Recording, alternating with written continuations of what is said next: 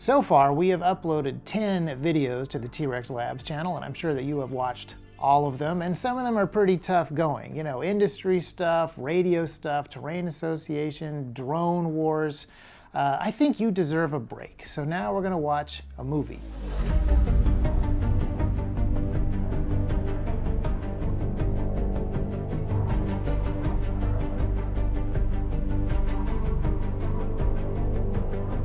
So tonight's feature presentation is going to be the 1983 film Wargames. And because this is T.Rex Labs, it's not just going to be fun and games. It is going to be something that we look at and examine because there's a lot to learn in this film. There's 3 specific lessons that I want to get us to cover. But first, let's talk about the movie. The 1983 film is set also in 1983. It's about a young high school student who loves computer games and computers, which in 1983 took some doing. And when he learns about a new computer game company that's got some games coming out, he decides to use his hacking skills to get a preview of the games. He uses a war dialer to determine where their mainframe is, because remember, this is the days of mainframes, and it's before the World Wide Web, so you talk to computers over phone lines. But the computer that he connects to is not a video game company. Paul, would you like to tell these gentlemen about the Whopper? Well, the Whopper spends all its time thinking about World War III. So the first thing that I want us to learn from is just the fact that this is an incredibly accurate film when it comes to hacking. And not only did it accurately depict the hacking tools and the scene of the time, but it also predicted a whole bunch of stuff and was wildly influential. I know that on the T.Rex Arms channel and the T.Rex Lab channel, we have talked about various signal analytics and spoofing and jamming and exploratory tools in the past. This one, by the way, has gotten banned in a couple of more countries since we made our last video about it. But this is a really important thing to understand. And what's fascinating about the movie Wargames is it came out at a time when the hacker movie was not a genre yet. Hacking wasn't a thing that people understood yet. Computers and the internet wasn't really a thing that people understood yet. What is all that stuff? I don't know. They're trajectory headings for multiple impact re-entry vehicles. What does that mean? I don't know, but it's great. So the movie had to work extra hard just to teach people what the movie was about before the movie could even happen. And I want to give props to the writers. So Lawrence Lasker and Walter Parks did a huge amount of research when they wrote this movie. And it is one of the realest movies that you've probably ever seen. Most of the computers in the film are completely real. The scenario in the movie is completely fake, but it's based on things that actually kind of sort of happened. Both the United States and the Soviet Union had issues where they believed that a full-scale nuclear war was beginning, and it was a computer glitch or a simulation that had been started at the wrong time, or other things which may or may not have been somewhat like the events of the film. The main character is sort of based on a guy named David Scott Lewis who consulted on the film.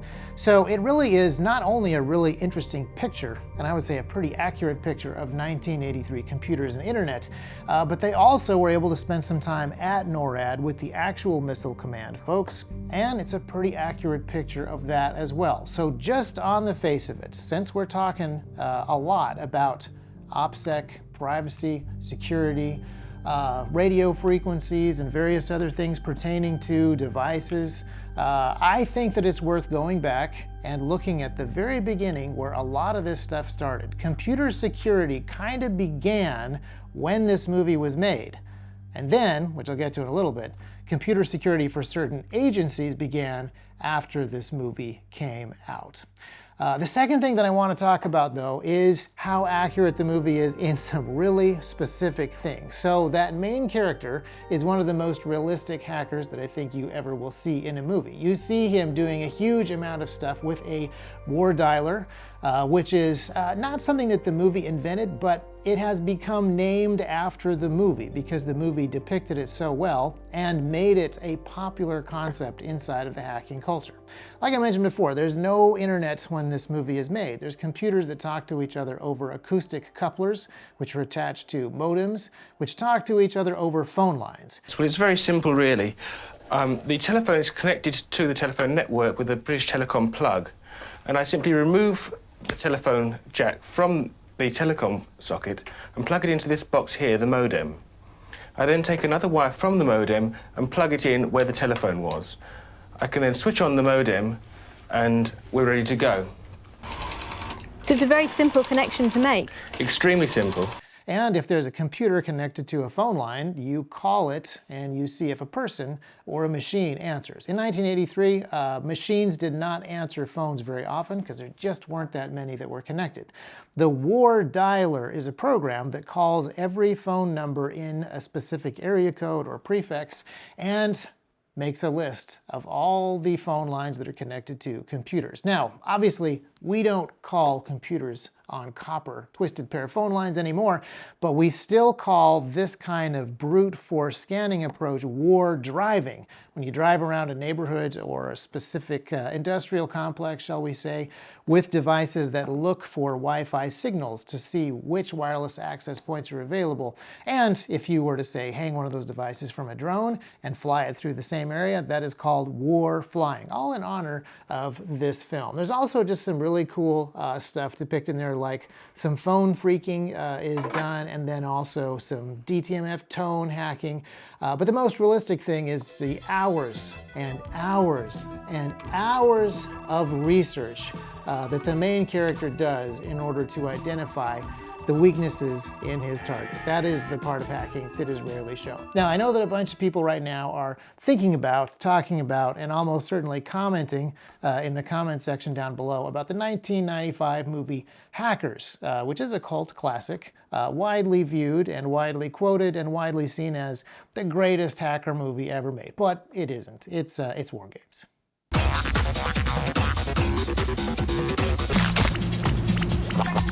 We have a zero bug attacking all login and overlay files. Run antivirus. Give me a systems display. Now we've lost section 6 to 26.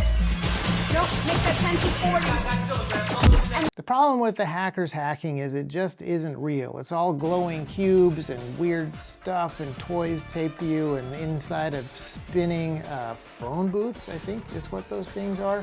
It's very different from the Wargames hacking. And Wargames not only depicted, but also predicted stuff better than hackers did, which I want to give it points for. But in addition to showing hacking stuff, it also predicted some larger, I would say, world-scale technological concerns.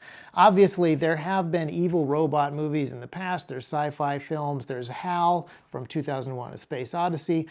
But this idea of an AI controlling vital functions in a large computer system and people getting taken out of the loop is something that Wargames explores really well. And I would say in a way that feels pretty realistic today.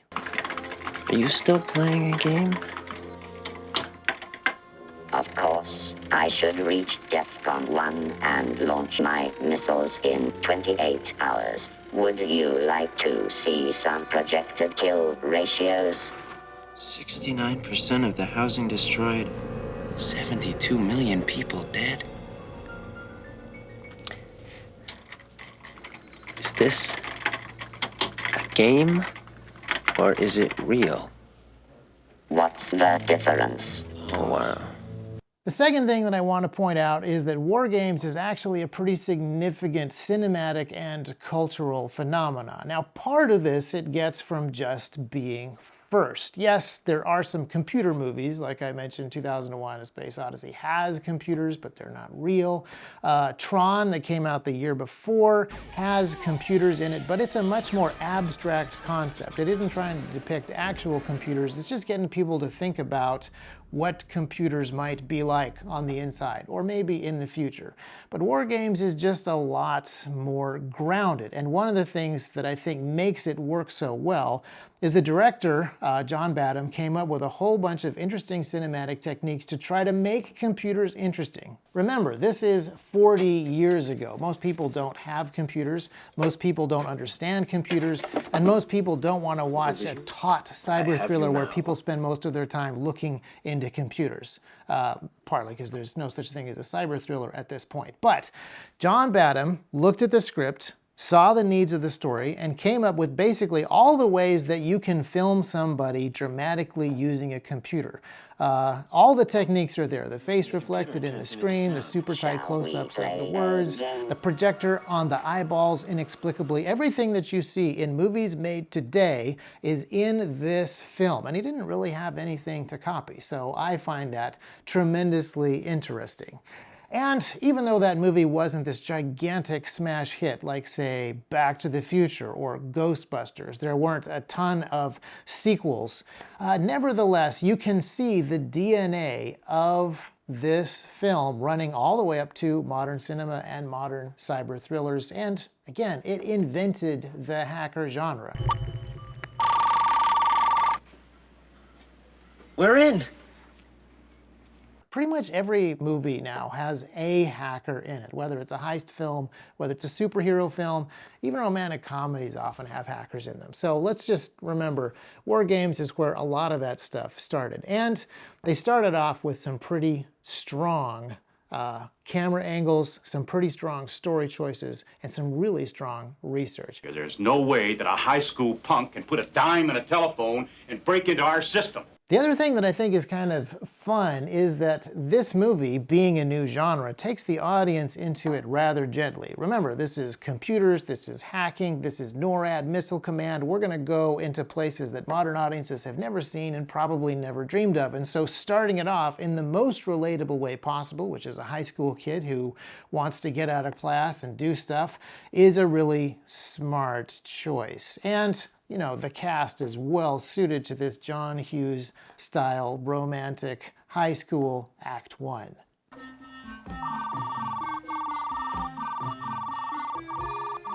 those your grades? Yep. I don't think that I deserved an F. Do you? You can't do that. Wait a minute, I just realized something. Wargames came out in '83. All those John Hughes movies came out later. The Breakfast Club came out later, and that scene where Ferris Bueller changes his grades in his own computer came out years later. So, does that mean that Wargames didn't only invent national security and hacking, but also the John Hughes teenage high school genre? I've got it right here in front of me. He has missed 9 days.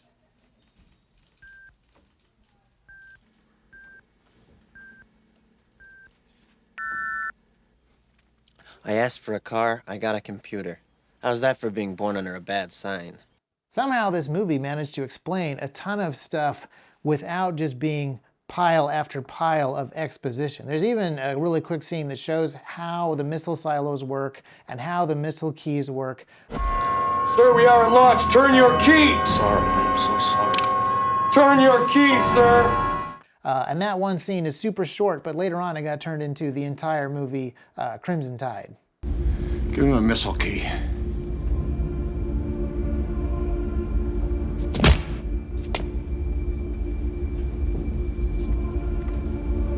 Give me the missile key, Mr. Hunter. Now, once they get into Crystal Palace, the command center for Missile Command, that is where there is a little bit of artistic license. Those giant computer screens are made up for the movie, simply so you can tell what's going on a little bit better, make it more dramatic. But the terminals and consoles that people are using are not that much of a stretch. And then the supercomputer itself, the Whopper, apparently, I am told, it is not that different than NORAD's actual supercomputer at the time, which was called Burger. I haven't been able to figure out what that acronym was for. If anyone knows, put it in the comments, because I think it's probably something funny. I wouldn't trust this overgrown pile of microchips any further than I could throw it. And I don't know if you want to trust the safety of our country to some silicone diode.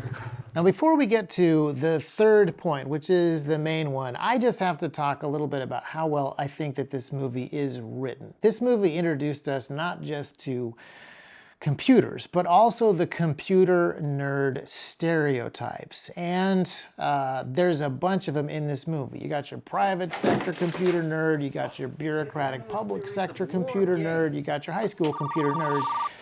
You're really into computers, huh? Yeah. You have your Eddie Deason computer nerd, and he's the only one who is really the stereotype out of the entire bunch. All of these characters really come across as real people. Probably the most stereotypical character of them all is the General, General Behringer, who runs NORAD. But he's actually based on a real person. General James Hardinger ran Crystal Palace at the time, and he talked to the writers. And even though there are some big, boisterous tropes that come out of this particular character, and there are some nods to Stanley Kubrick and other famous generals in cinematic history, he also comes across as a completely real person. And this is something that I miss from older films. Now, computer nerd stereotypes have been done over and over and over again in so many films that, generally speaking, characters become these flat two-dimensional stereotypes, and they have jokey banter and snappy dialogue that has to follow a specific pattern of Marvel movies. I'm looking at you specifically. But in general, everything is kind of watered down, and people are just making movies, I don't know, without the same level of care and craftsmanship as you can find in the older films. Maybe I'm getting old. Maybe I'm roughly the same age as this movie, and it's sort of nostalgia talking, but let me know what you think. I think these people feel like real people. And the stuff that's happening in the movie feels like stuff that might actually happen. And I think that makes it a powerful story, even for people who don't remember the Cold War. We're currently tracking approximately 2,400 inbound Soviet warheads. But at the moment, we cannot confirm this. I repeat, we cannot confirm this. 30 seconds to impact. We're right there with you guys. We've taken all the steps we can. Stand by to launch missiles at my command. Sure. Now, the third point that I want to make is that this movie had a massive influence on actual United States security policy and the way that people thought about computer security going forwards. Not just hackers, not just movie fans, not just people who made movies, but also people who made really big, significant decisions about the course of technology and cyber warfare for decades. And the way that it happened is almost unbelievable.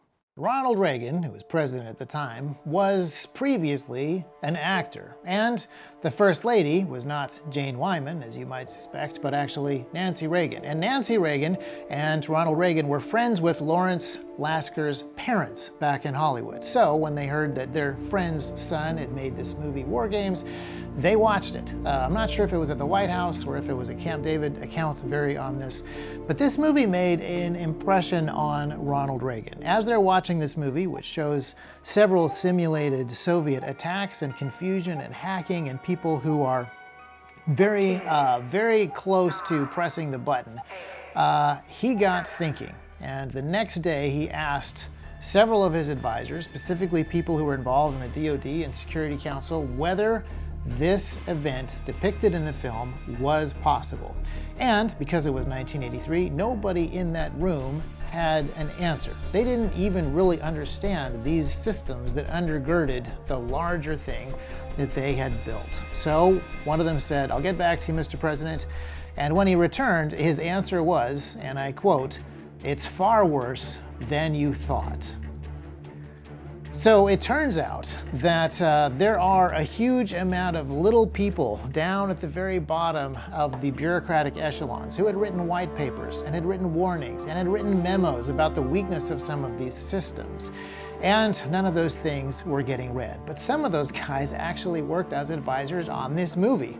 And this movie magically made it all the way to the very top of the Commander-in-Chief's watch list, at which point the concerns from the film were acted upon by some of the highest security advisors in the land. It's kind of a fascinating story, and it is really the main reason that we're talking about war games in a T.Rex Labs video. You might ask, well, why are we talking about a movie, something that didn't actually happen, when we could have just read all the security white papers?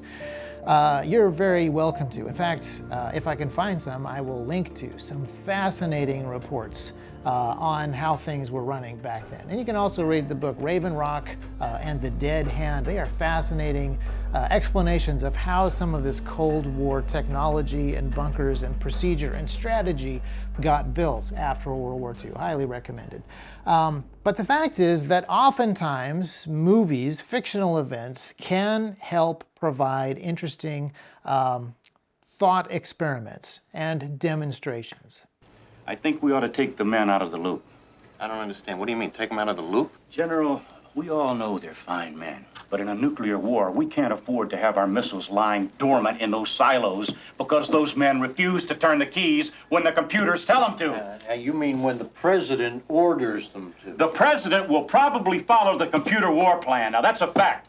I mean, we are doing it here on the T.Rex Labs channel. We're putting together fake terrain to better point out the fundamentals of terrain association, and we're putting together fake RF simulations to talk about how radio works. And when it comes to training on the range, fake training scenarios are useful for working on fundamentals. And storytelling is kind of the same way, working through some of these things. If the research is good, if the writing is good enough, there are valuable lessons that can come out of some of these films. And because Wargames exaggerates the artificial intelligence threat that was available at 1983, it makes the movie just a little bit more interesting. What's fascinating to me is how accurately they pegged some of the issues with letting machines do your thinking for you. General, what you see on these screens up here is a fantasy, a computer-enhanced hallucination. The big lesson that comes out of Wargames is the danger of taking people out of the loop, letting machines do your thinking for you, and letting machines make your decisions for you. And also, of course, letting all your machines be connected together in some sort of gigantic internet cloud. In 1983, that didn't really exist, but it was starting to, and it was starting to be a major security threat. People at the top didn't understand it, people at the bottom weren't getting listened to, but it was on the cusp of becoming a major issue. And in many ways, 41 years later, we're at exactly the same place. AI technology has come a long way, but it has some of the same threats. The dangers of connecting all of your devices together to a single cloud that is connected to everybody else's devices, yeah, we're kind of there technologically. So I just think that a lot of the lessons that you can learn from the movie Wargames, a lot of those lessons that were learned in 1983, 1984, are suddenly applicable again. Now, I want you to watch this movie very carefully. If you haven't seen it before, I want you to try to pick out some of the interesting things that stand out. Number one, it depicts a world that no longer exists. And this fascinating time when computers are new and connecting them together is this unfathomably cool thing that has never been done before. And hacking into different devices and learning about them is an entirely new frontier of exploration that no one has ever touched yet. Those times are kind of past. You can no longer get free long-distance calls from a payphone with the pop-top of a tab can. But there is a lot of fascinating stuff that is coming down the pike. I'm actually encouraged by some of the developments in technology and computers and quantum computing and even artificial intelligence. But the same risks still exist. AI is a powerful tool. Even the modern ones are still powerful. Even though they can't remember how many fingers to draw on each hand, they're very good at solving certain problems. And that is exactly why humans need to be paying very close attention. You can have a good AI, like the one in Wargames, spoiler alert, that comes up with solutions to problems that shouldn't be solved. What are those? Those are launch codes. What are they for? Joshua's trying to find the right code so he can launch the missiles himself. Now imagine a malevolent AI, something that is designed to solve problems destructively on purpose. And you can understand why some people are worried, and why you should be more aware of what's happening in the computer space. So it's actually kind of interesting how things have developed. When that movie was made, computer nerds were a rare breed, and people who played computer games were kind of mocked and looked down upon. Today, games are just a gazillion-dollar industry, and everybody plays them, and everybody has a computer in their pocket, and everybody is kind of sort of a nerd. And yet, there is a level of technical illiteracy when it comes to how this stuff actually works that reminds me of 1983. So, this movie is very old. Watching it made me feel very old. It wasn't very old. Well, he was pretty old. He was 41. Oh, yeah? Oh, that's old. But I'm very curious to see what you guys think about it. I'm not saying it's a perfect movie. Just a heads up, this is what the credit music sounds like.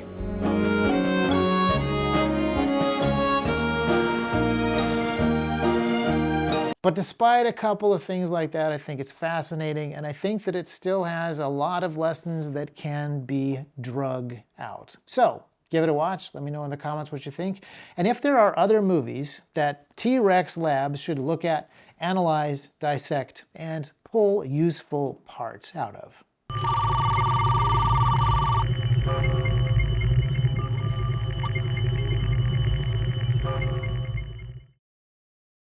You know, I wonder if I want to take back my praise for this movie's ability to predict the future. Maybe they didn't actually predict the future, they just shaped it. Everybody just copied everything from the ideas about hacking to the cinematic language, so it really shaped our future. So maybe it's not prophetic at all. Maybe it's just ridiculously influential and invented a bunch of stuff. The largest and most widely attended hacker convention, DEF CON, is named after this movie. Just tons and tons of things get their start, not only in this particular time, but people who watched this specific movie.